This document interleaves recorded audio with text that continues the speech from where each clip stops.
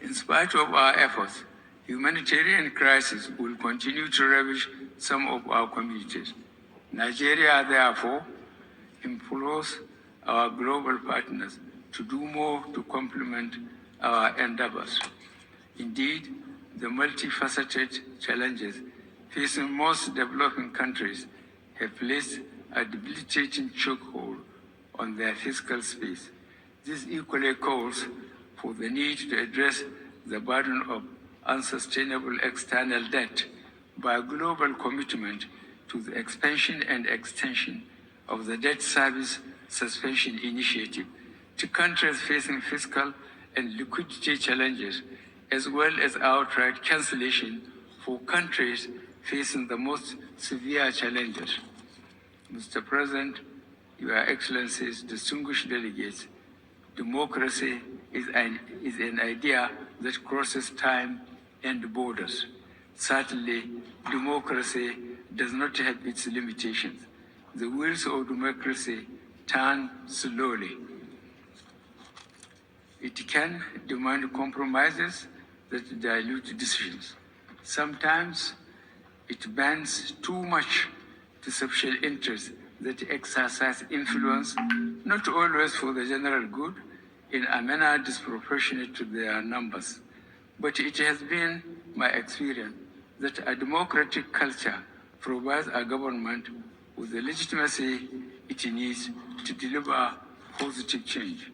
In Nigeria, not only have we worked to strengthen our democracy, but we have supported it and promoted the rule of law in our sub-region. In the Gambia, we helped to guarantee the first democratic transition since independence.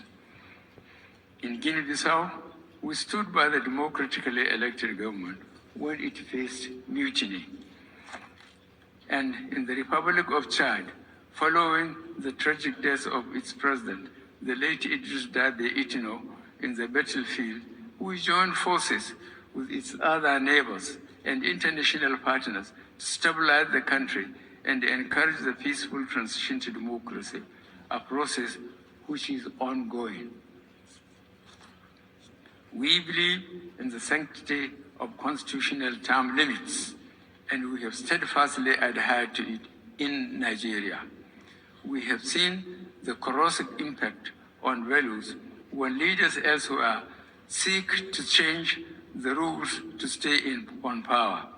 Indeed, we now are preparing for general elections in Nigeria next February.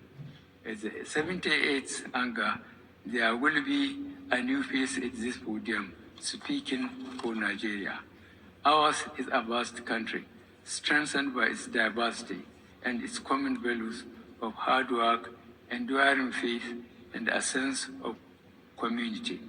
We have invested heavily to strengthen our framework for free and fair elections.